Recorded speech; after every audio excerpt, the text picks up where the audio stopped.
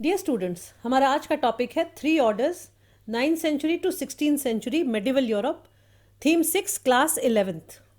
सबसे पहले highlights of the chapter या थिंग्स टू स्टडी देखते हैं। सबसे इंट्रोडक्शन के बाद we will be studying in this chapter about feudalism in western Europe. Then detail में हम पढ़ेंगे थ्री ऑर्डर्स के बारे में, जिसके बारे में पूरा चैप्टर है। उसके बाद सोशियो इकोनॉमिक रिलेशन जो डेवलप हुआ उसके फैक्टर्स पढ़ेंगे।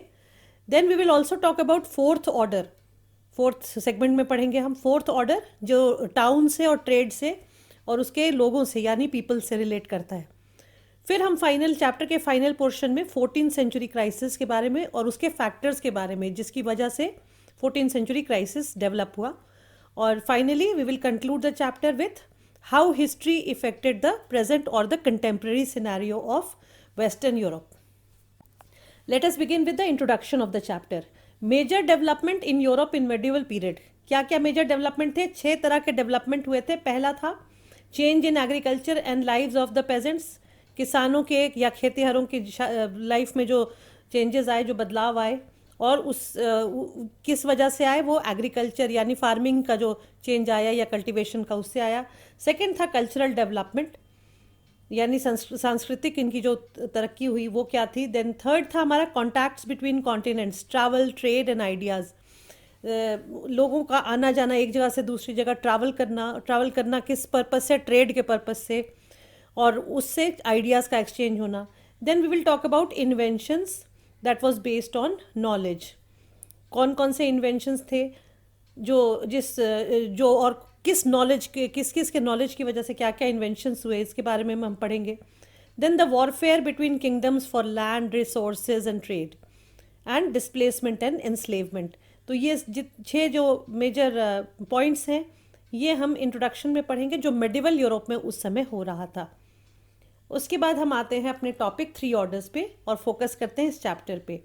What was three orders? The social categories that shaped European history for several centuries and their changing relationship. ऐसे 3 सोशल कैटेगरीज जिन्होंने पूरे हिस्ट्री को चेंज किया और लोगों के आपसी रिश्ते को भी चेंज किया। और ये 3 कैटेगरीज या 3 लेवल्स क्या थे, 3 ऑर्डर्स क्या थे? पहला था प्रीस्ट्स का, जो क्रिश्चियन प्रीस्ट थे। दूसरा था नोबिलिटी का, जो लैंड ओनिंग फ्यूडल लॉर्ड्स थे। और तीसरे थे पेजेंट्स, जो एक्चुअली काम करते थे ज़मीन पे, खेती करते थे, कल्टीवेशन करते थे, हार्वेस्टिंग करते थे। और इसमें इनकी 2 कैटेगरीज थी, free and unfree, 2 types of pageants.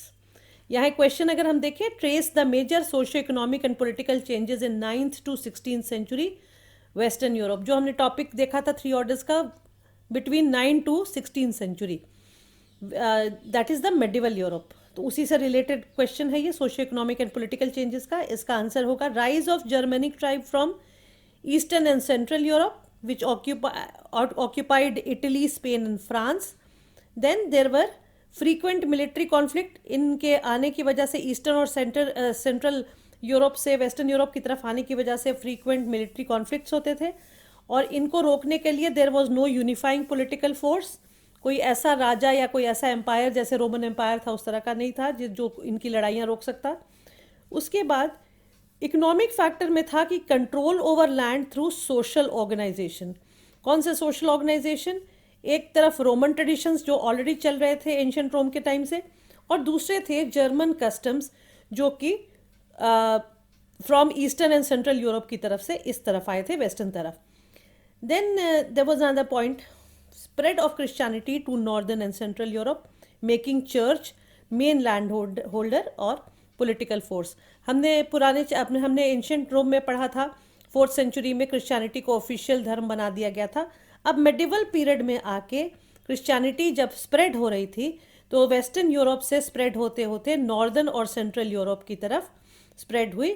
और इस वजह से जो चर्च था वो बहुत इम्पॉर्टेंट पोजीशन पे आ गया, मेन लैंड होल्डर हो गया। बहुत सारी मैक्सिमम ज़मीनें चर्च के अंडर में होती थी और पॉलिटिकली भी इन्फ्लुएंस करता था जो भी उस समय के राजा थे उनको, किंग्स को और फ्यूडल लॉर्ड्स को। पॉलिटिकली वो एक फोर्स की तरह काम कर रहा था। ये जितने टॉपिक्स अभी हमने मेंशन किए, इनको जानने के लिए जो सोर्स ऑफ हिस्ट्री है वो पहले हमें देखना होगा क्वेश्चन है, how do historians familiarise us with the history of western Europe of medieval era. Medieval era में जो वेस्टर्न यूरोप का जो सिनारियो था उसको जानने के लिए हम कौन कौन से सोर्सेज पे अपने आप को डिपेंड करते हैं। The answer will be detailed work done by Europeans because lots of material, that is document like prices, land ownership document, prices document, legal cases, record of births, marriages, deaths, record by church, record of traders association, all these are available which help us to know about the economic and social life of the people of medieval Europe। इसके अलावा एक और जो है वो mark blotch नाम के scholar का, who was between 1886 to 1944 from France, who worked on feudalism, geography that shaped human history, collective behavior of people, hierarchies and popular culture। और किस पीरियड के, 900 to 1300 सी के फ्रांस के बारे में जो हाईलाइट इन्होंने किया था या जो फोकस किया था जिस पे। And this man mark blotch, who was a scholar from France, was shot dead by Nazis in second world war. अब हम चलते हैं अपने फर्स्ट सेगमेंट, ये सारा हमारा इंट्रोडक्शन हो गया, सोर्सेज ऑफ हिस्ट्री हो गया। अब हम चलते हैं अपने फर्स्ट सेगमेंट की तरफ इन this chapter, that is feudalism. What was feudalism? The legal, economic and political social relationship of medieval Europe जो था उसको फ्यूडलिज्म कहते थे। और फ्यूड का क्या मतलब था? फ्यूड एक जर्मन वर्ड है जिसका मतलब होता है पीस ऑफ लैंड, और उसको ओन करने वाला जो था उसको फ्यूडल लॉर्ड कहते थे, और इस पूरे सिस्टम को फ्यूडलिज्म कहा जाता था। और इसका पॉलिटिकल मीनिंग अगर देखें तो society that developed in medieval France and later in England and southern Italy. जो हमने 3 ऑर्डर्स की बात करी है उसमें जो second order that is nobility है, बेसिकली वो रिलेट करता है हमारे इस वर्ड से, इस वर्ड के पॉलिटिकल मीनिंग से। और इसका इकोनॉमिक सेंस क्या था फ्यूडलिज्म का? Agriculture production based on relationship of lords and peasants, यानी फ्यूडल लॉर्ड होते थे और उनके अंडर में काम करने वाले उनके जो सर्व्स होते थे, जो पेजेंट्स होते थे जो उनके लिए काम किया करते थे। लॉर्ड्स के बाद क्या था? They gave army protection and they had judicial control over the peasant community. And what did the peasant do? The peasant cultivated the crops on the lord's land. So ये पूरा सिस्टम था जो political और economic based था। Therefore, the term feudalism covered social and political life as well. After the meaning of feudalism, देखते हैं इसका roots क्या था, कहाँ से ये आया था। Actually, it existed in Roman Empire much before this medieval period. Then during 742 to 814 CE, France under King Charlemagne made a wave of life this system, and then finally it emerged in 11th century Europe. तो इसका काफ़ी long history है, आप देख सकते हैं, from Roman empire to 742 to 814 to 11th century. Gaul, जिसको पुराने फ्रांस का जिसको नाम था Gaul, the old name for France, और इसकी जो ट्राइब था या इसके जो लोग थे उनको फ्रैंक्स कहते थे। तो the Franks made it during Roman empire. And England and Scotland which was conquered by Duke of Normandy from France, who crossed English Channel in 11th century. Then what happened to France in 6th century CE? French king were Christians. They had strong link with church and Pope. Then Pope gave Charlemagne, जो उनका king था, the title of Holy Roman Emperor for his support. तो एक तरह से give and take हमसे देख सकते हैं, प्रीस्ट का किंग्स को और किंग्स का प्रीस्ट को।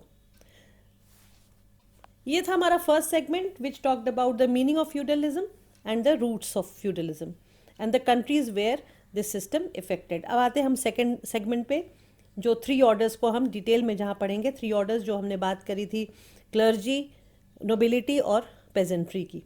सबसे पहले हम स्टार्ट करेंगे फर्स्ट ऑर्डर में। आपके चैप्टर में सेकंड ऑर्डर से शुरू किया है, but for your convenience and for your better understanding I will start with the first order. French priest believed people are born different, so they belong to one of the 3 orders. Priest खुद भी believe करते थे और लोगों को भी ये विश्वास दिलाते थे कि लोग जो हैं वो बाय बर्थ उनका डिटरमिंड होता है कोई एक ऑर्डर, और उसी को उनको पूरी ज़िंदगी फॉलो करना पड़ता है। जो फर्स्ट ऑर्डर था वो क्लर्जीज़ का था। क्लर्जीज़ मतलब क्रिश्चियन प्रीस्ट जो होते हैं, जो चर्चेज में पूजा पाठ करवाते हैं। They were headed by, the first order was headed by Catholic church which was very powerful, politically very powerful, and monetarily also very powerful. They owned land given by rulers and they levied taxes. They did not depend on king. ये सबसे बड़ी बात थी कि इनके पास इतनी ज़्यादा ज़मीन, इतना ज़्यादा पैसा होता था, इतनी पावर होती थी इनके पास कि राजा के ऊपर इनको डिपेंड नहीं करना होता था, नहीं करने की ज़रूरत होती थी. और इसके अंडर में कौन कौन आते थे, कौन सी कम्युनिटी, बिशप्स की और क्लेरिक्स की. देन इनका काम क्या था, they gave sermons on Sundays, people attended and prayed together. ये सिस्टम इन्होंने नियम बना दिया था कि हर संडे को लोगों को इकट्ठे होना है चर्च में, और वहाँ ये लोग सर्मन देते थे, स्पीच देते थे रिलीजियस, और उसको लोगों को सुनना होता था. कुछ कम्युनिटीज़ थी जिनको बैन कर दिया गया था प्रीस्टहुड से, यानी उनको अलाउड नहीं था कि वो प्रीस्ट बने. सबसे पहले जो सर्व्स थे, जो लेबर, जो ज़मीनों पे काम करते थे, पेजेंट्स. फिर जो फिजिकली चैलेंज लोग थे, और विमेन कम्युनिटी जो थी, इन तीनों को बिल्कुल बैन था प्रीस्टहुड से. और प्रीस्ट का अपना क्या नियम होता था, दे कुड नॉट मैरी, शादी नहीं कर सकते थे. The bishops religious nobility, bishops जो थे वो अगेन उनको रिलीजियस नोबिलिटी कहा जाता था. क्यों कहा जाता था, because they had vast land, as I just now explain. और इसमें फिर church got 1/10 share of crops. जितनी भी ज़मीनों पे जितनी भी खेती होती थी, उसका 1/10 जो शेयर था वो सीधा चर्च को चला जाता था, जिसको टिथ्स कहते थे, TITHE. Then the money given by the rich as endowment. उसके अलावा जो ज़मीन से जो भी आता था शेयर, उसके अलावा जो रिच लोग जो थे वो भी फंडिंग करते थे चर्च की टाइम टू टाइम. इससे भी चर्च के पास काफ़ी पैसा होता था. और जो सेरेमनीज कंडक्ट की जाती थी चर्च में, वो क्या थी, some as same as customs of feudal elite. यानी जब चर्च में लोग जाते थे तो उनको कौन कौन से नियमों का पालन करना पड़ता था. सबसे पहले, while praying they had to kneel down. घुटनों के बल खड़े होकर प्रे करना, हैंड क्लैस्प करना, दोनों हाथ को जोड़ के रखना, उंगलियों को एक दूसरे से क्रिस क्रॉस करके, और हेड बो करके, सिर झुका के. Then they use to call God as lord. और इसी कॉन्सेप्ट से फ्यूडल जो हेड होते थे उनको भी लॉर्ड कहा जाता था, ताकि उनको भी लगे कि भगवान से इक्वेट किया जा रहा है. Then custom of feudalism shared by church. जो जो चीज़ें फ्यूडल लॉर्ड्स के लिए यूज़ होती थी, वही वही चर्च में आके लोग उसी तरीके से बिहेव करते थे. फर्स्ट ऑर्डर की एक कम्युनिटी होती थी मंक्स की, MONKS, मंक्स की होती थी. बैक क्वेश्चन, क्वेश्चन नंबर 4 अगर आप देखें, who were monks, what was the function of medieval monasteries. Priest से डिफरेंट होते थे मंक्स, और इसीलिए एक अलग क्वेश्चन है कि वो कौन थे, मंक्स कौन थे, और उनका क्या फंक्शन होता था मेडिवल मोनास्ट्रीज में. जहाँ वो रहते थे उन जगहों को मोनास्ट्रीज या एबेज कहा जाता था. एबेज के बारे में हम बाद में पढ़ते हैं, पहले देखिए. Some deeply religious people lived isolated lives. They lived in religious communities called abbeys or monasteries. For example, 529 CE में सेंट बेनेडिक्ट इटली में जो मोनास्ट्री थी, या 910 CE में बगंडी में क्लूनी, जो सेंट बेनेडिक्ट हुए थे ये जो जिनकी मोनास्ट्री थी, और क्लूनी हुए थे जिनकी मोनास्ट्री थी. दे वर फेमस मंक्स. और इनका क्या था, ये आइसोलेटेड लाइव्स, ये बिल्कुल अलग रहते थे समाज से, लोगों से, शहर से दूर रहते थे अपनी एक जगह पे, जिनको मोनास्ट्री या एबे कहा जाता था. और they remained in monasteries for rest of their lives. हमेशा उनको मोनास्ट्रीज में ही रहते थे. एक बार मंक्स बन गए तो they did prayer, they studied and they did manual labour. For example farming, अपने हाथ से काम करते थे, जैसे फार्मिंग का काम था, पढ़ते रहते थे और प्रेयर में अपना दिन बिताते थे. Both men and women could become monks and nuns. ये सबसे बड़ा डिफरेंस था. प्रीस्टहुड में सिर्फ मेन का डोमिनेंस था, वो भी उसमें भी जो सर्व्स थे और फिजिकली चैलेंजमेंट थे उनको नहीं अलाउड था. जबकि मंक्स कोई भी बन सकते थे, और विमेन भी जा सकती थी मंकहुड में, जिनको नन्स कहा जाता था. जितने भी एबेज थे वे सिंगल जेंडर कम्युनिटी होती थी, या तो सिर्फ कहीं एक जगह पे मेन रहते थे और अलग से एक जगह पे विमेन रहती थी. Like priest, monks and nuns did not marry. ये सेम था प्रीस्टहुड की तरह, कि इनको भी शादी करने की परमिशन नहीं थी.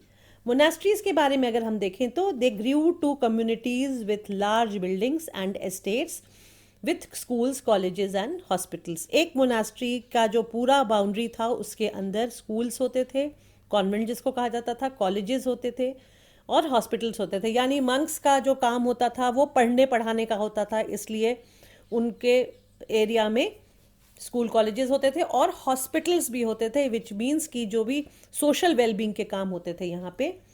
उसके बाद they contributed to development of arts also, जितने भी आर्ट का पेंटिंग हुआ या और तरह के जो आर्ट्स थे उसको भी वो लोग डेवलप करने में अपना हाथ बटाते थे। Then from 13th century friars, a group of monks, moved from place to place preaching and living on charity. शुरू में अगर हम देखें तो मोनास्ट्रीज में या एबे में ही मंक्स रहते थे, अपना जीवन वहीं बिताते थे। बाद में इनका एक जो कम्युनिटी थी जिसको फ्रायर्स कहा गया, वो बाहर निकल के घूम घूम के अपने रिलीजन की प्रीचिंग करते थे और चैरिटी पे रहते थे, भिक्षा पे रहते थे। जैसे अगर बौद्ध भिक्षु का हम लाइफ देखें उस तरह का था कि they lived on charity.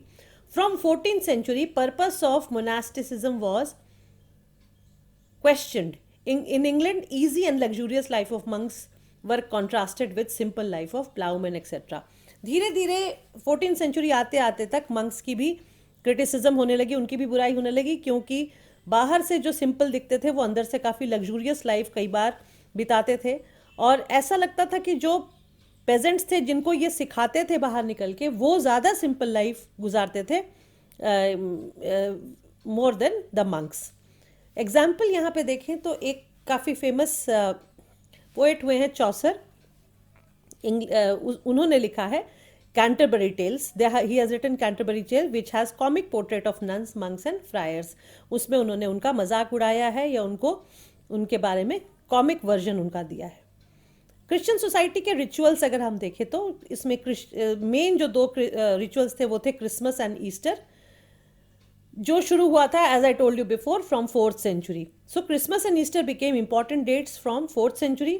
25th December was considered as birth of Christ and Easter was observed as crucifixion of Christ on Good Friday and rising from dead on Easter, उसके नेक्स्ट संडे, उनका coming Sunday जो होता था। But date was not fixed, why? Because it had replaced an old Roman festival. तो ये जो Easter वाला जो सिस्टम था ये किसी ओल्ड रोमन फेस्टिवल की जगह किया था, इसलिए उसका डेट फिक्स नहीं था। जबकि बर्थ ऑफ क्राइस्ट का जो डेट था वो फिक्स था, जिसको क्रिसमस के रूप में मनाया जाने लगा, आज तक मनाया जाता है। ये रिचुअल्स और फेस्टिवल्स जो थे ये लोग सेलिब्रेट कैसे करते थे? How did people celebrate it? Villagers made trip to their land, peasants welcomed holy days, जिनको बाद में हॉलीडेज नाम रख दिया गया। होली डे का मतलब वो दिन जो ऑस्पिशियस डेज होते थे जिनको सेलिब्रेट किया जाता था, as they did not work on that day. Peasants spend their day having fun and feast, जबकि उनको कहा गया था कि they were suppose to pray on that day.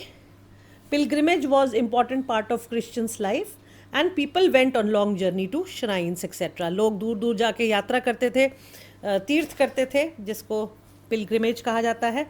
और जो पेजेंट्स थे जो अपने डेली रूटीन का जो मोनोटोनस उनका थकाने वाला लाइफ था उससे थोड़ा अलग हटके फन एंड फीस्ट करते थे, खुशियाँ मनाते थे, खाना पीना खाते थे ऑन हॉलीडेज।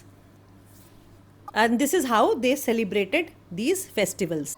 अब आते हैं सेकेंड ऑर्डर की तरफ, नोबिलिटी। नोबिलिटी कौन थे या नोबल्स कौन थे? They were the big land owners, और जिनको वसल्स ऑफ किंग कहा जाता था, और जो पेजेंट थे वो वसल्स ऑफ नोबिलिटी थी। यानी सबसे ऊपर किंग, उसके बाद नोबिलिटी और उसके बाद पेजेंट, ये हायरार्किकल डिवीजन होता था। Nobleman accepted king as senior, then lord provided bread, protected the vassal. जो फ्यूडल लॉर्ड होता था या जो नोबल होता था वो एक तरह से अब प्रोटेक्टर माना जाता था, ब्रेड का प्रोवाइडर माना जाता था, खाने पीना देने वाला। The vassal received a written charter by his master. Nobility जो थी उसको जो किंग रूल बनाता था, जो चार्टर बनाता था, उसको फॉलो करना होता था, और जो रूल्स नोबल बताते थे उनको प्रेजेंट्स को मानना पड़ता था। Noble enjoyed a privileged status, as I said before also, because they were very rich, very powerful and they had very privileged status, special मानते थे अपने आप को। They had absolute control over their property. Lord held his own courts of justice, coined his own money. ये अलग अलग जितने भी लॉर्ड्स थे उनको ये इतने अमीर होते थे, इतने प्रिविलेज्ड या इतने ज़्यादा पावरफुल होते थे कि अपनी करेंसी भी चला लेते थे। Then they owned vast track of land, ये एक बड़ा रीज़न था। इतनी ज़्यादा ज़मीनें होती थी कि वो अमीर होते थे, इस वजह से वो जो चाहे वो कर सकते थे। Lord's house was called a manor, पूरा जो उसका एरिया था वो काफ़ी बड़े एरिया में आता था, जिसको मेनोर कहते थे, मेनोरियल हाउसेस भी कहते थे। या मेनोरियल एस्टेट कहते थे, जिसके बारे में भी हम पढ़ेंगे. Then his land was cultivated by peasants. Peasants also worked as foot soldiers in battle. Peasant के 3 रोल होते थे. एक जो मेन अपना चर्च का या जो नोबल का लैंड होता था उस पर काम करना, फिर जो नोबल के प्राइवेट काम करना, जो उसके घर के काम करना, डोमेस्टिक काम करना, और समय पड़ने पर एक तरह से पेजेंट मिलिशिया की तरह यानी फुट सोल्जर्स की तरह जब वॉर होता था आपस में किंगडम्स में या नोबिलिटीज़ में, तो उसमें पार्टिसिपेट करना. अब आते हैं, हम देखते हैं जो मेनोर के बारे में हमने पढ़ा उसके बारे में डिटेल में देखते हैं. Manorial estate.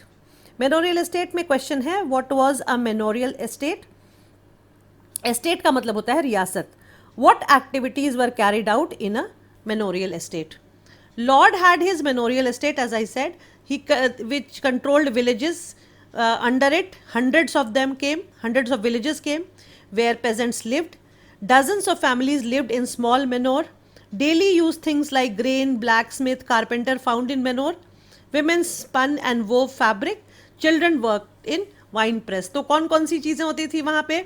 ग्रेन उगाया जाता था यानी फूड क्रॉप उगाया जाता था, ब्लैक स्मिथ यानी लोहार होते थे, कारपेंटर यानी बढ़ई होते थे. ये सारे जो डेली वर्क होता था वो सब कुछ मिलता था. विमेन जो होती थी वो कपड़े बुनती थी और फैब्रिक्स बनाती थी. और चिल्ड्रन जो थे, बच्चे जो थे, उनको वाइन प्रेस में काम करवाया जाता था. एस्टेट में क्या क्या चीज़ें होती थी? एस्टेट में फॉरेस्ट होता था, पैस्चर लैंड होता था यानी चारे के लिए ज़मीन होती थी, चर्च होते थे, और अपना लॉर्ड का कैसल होता था अपने अपने आप को बचाने के लिए या अपने आप को सुरक्षित रखने के लिए, फॉर डिफेंस. इंग्लैंड के कैसल्स वर अननोन बिफोर नॉर्मन कॉन्क्वेस्ट.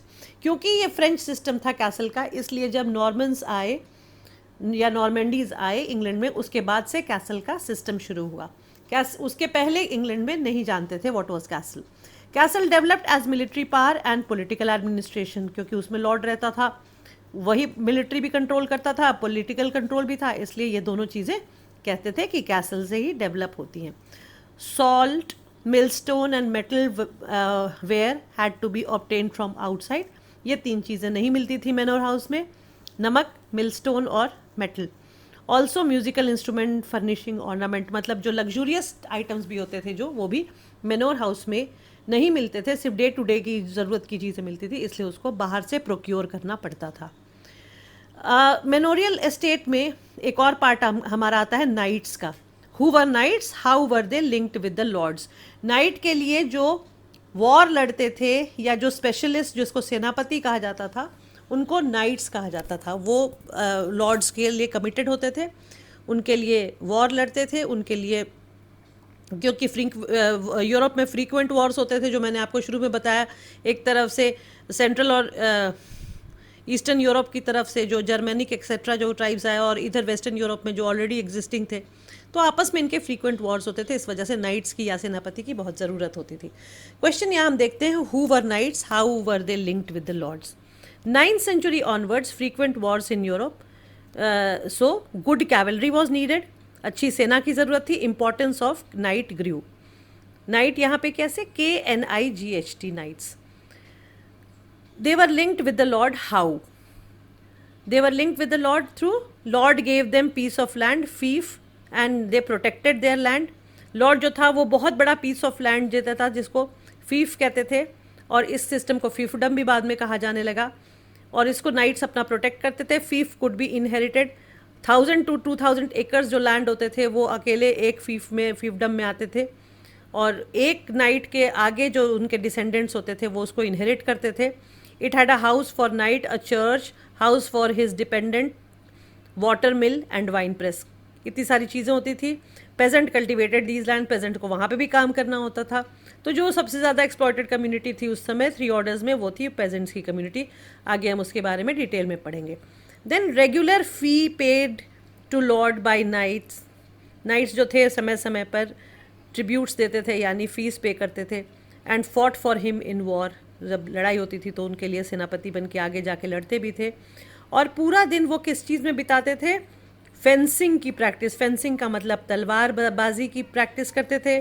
फिर घुड़सवारी की, ये हॉर्स राइडिंग की प्रैक्टिस करते थे. यानी वॉर का पूरा प्रैक्टिस हर दिन करते थे, ताकि कभी भी तैयार रहें, कोई कभी भी वॉर हो जाए तो they are ready to fight. 12th century France में जो मिंस्ट्रेल थे, जिसको बार्ड्स कहा जाता है, गाने वाले जो लोग थे, they sang song of bravery about knights and Kings.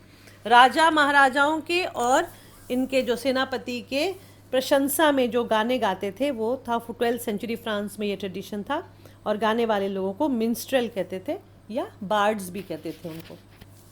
इनका क्या इंपॉर्टेंस था एक बार देख लेते हैं, मिंस्ट्रेल या बार्ड्स का। What was the importance of minstrel and bards? They sang song and told stories, popular among illiterate people, and singers entertain nobles during their feasting. तो ये बड़ा इंटरेस्टिंग इनका पार्ट होता था, क्योंकि सब जो कॉमन पीपल जो थे, जो पेजेंट्री थी, वो पढ़ी लिखी नहीं होती थी, उनको बताने के लिए कि हमारा नाइट या हमारा किंग कितना महान है, उसके बारे में वो कहानियाँ सुनाते थे, बार्ड जो थे या जो मिंस्ट्रेल्स जो थे। और ये एंटरटेन करते थे नोबल्स को। जब उनका कोई फंक्शन होता था, वो बालकनी में बैठ के खाना खाते थे, बड़ा डाइनिंग इसमें स्पेस में, तो नीचे बैठ के वो लोग म्यूज़िकल इंस्ट्रूमेंट बजा के उनके लिए गाने भी गाया करते थे। तो ये एक बड़ा लग्जरी था इनके लिए, नोबिलिटी के लिए या नाइट्स के लिए। अब आते हैं हम थर्ड ऑर्डर में। थर्ड ऑर्डर में पेजेंट्स थे, जो मैंने आपको शुरू में बताया था, जो दो कैटेगरीज में थे, फ्री एंड अनफ्री। कुछ पेजेंट्स फ्री थे, कुछ अनफ्री थे, नहीं जो फ्री नहीं होते थे। और पेजेंट्री जो थी वो मेजॉरिटी ऑफ पीपल में आती थी, यानी most of the people during that time were peasant. Nobility और जो प्रीस्टहुड था वो कम लोग थे उसमें। एंड इनका एक और सबसे बड़ा रोल जो पेजेंट्री का था, जिसके लिए उनको कोई इंपॉर्टेंस नहीं मिलती थी, वो था sustaining the first and second order. वो जितनी भी ज़मीनें थी, जितना भी काम था, वो ये लोग करते थे। उनको उसमें अनाज उपजाते थे, अनाज से सबका पेट भरता था, लेकिन पेजेंट्री की कोई इम्पोर्टेंस नहीं थी। जैसा हमने फ्री एंड अनफ्री पेजेंट्स का या कल्टिवेटर्स की बात की, उसकी हम डिफरेंस देखते हैं।